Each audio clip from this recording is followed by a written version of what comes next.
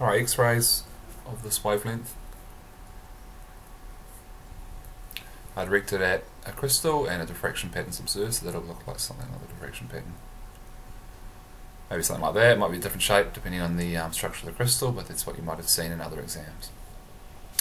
Calculate the energy of a photon of these X-rays.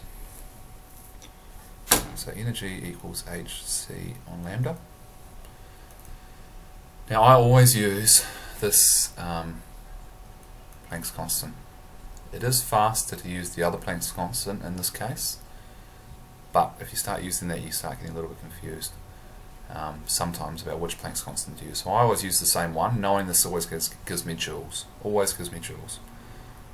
So 3 by 10 to the 8, and the wavelength is 0.2 nanometers, and a nano is 10 to the minus 9. I do the calculation and I get 9.945 by 10 to the minus 16 joules, and then I times it by 1.6 by, I divide it by 1.6 by 10 to the minus 19, and to get me into electron volts, and that gives me 6215 electron volts.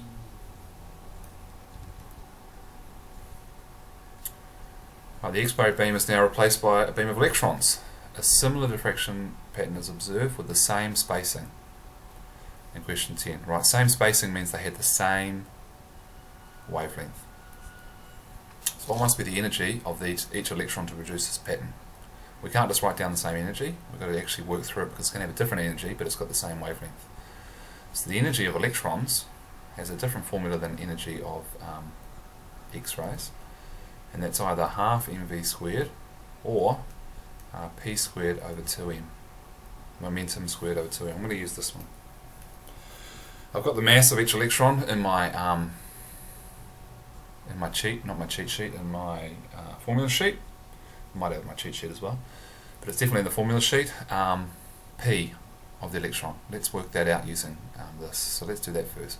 P equals, the formula is h over lambda, equals 6.63 by 10 to the minus 34. Now this is why I'm always using this one, because this can only be used in this formula, not the other 4.14 by 10 to the minus 15. So I always seem to use this one, and I make less mistakes, so I'm always using the same one. The wavelength is the same as before, 0.2 by 10 to the minus 9.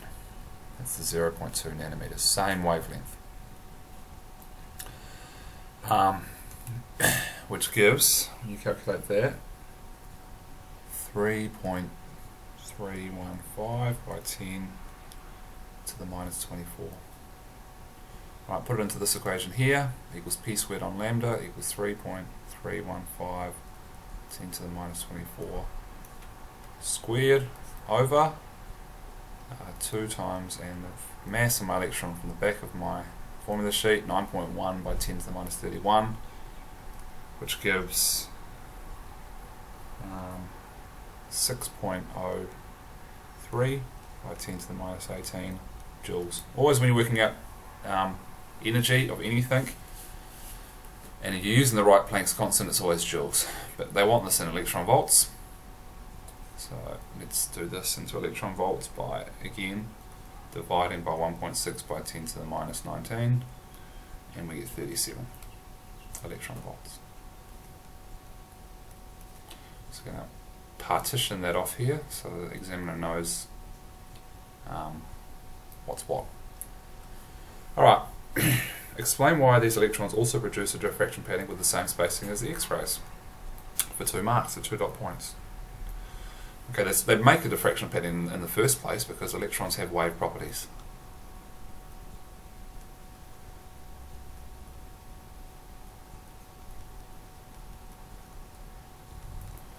And in this case it's the same spacing because these electrons